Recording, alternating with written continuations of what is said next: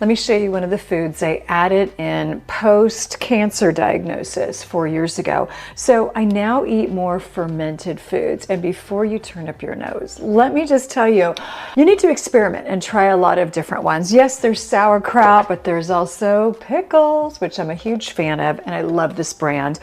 Here's what you want to look for. And also, let me backtrack. Here's why you want to be adding fermented foods every day.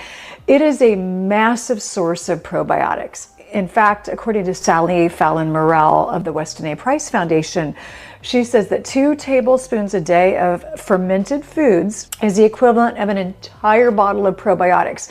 And if you think about probiotics, it helps to reignite the gut bacteria and add in different types of gut bacteria. So fantastic for your immune system and for your body in general.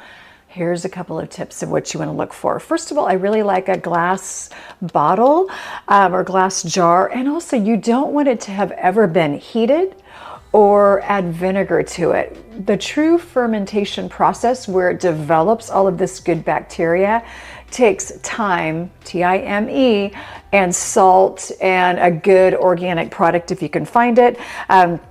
Also, I talked about pickles. I do actually really love pickles. And here's the other thing is I keep the brine from anything that has been fermented, and I can turn it into, like, maybe putting it into a tuna salmon salad, or even making a salad dressing with it. And here's a kind of a less expensive version from Safeway.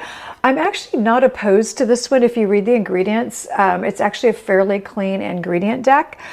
So you can get this in all different price ranges, including probably my favorite way is from your local farmer's market. So couple of tablespoons of fermented food each day.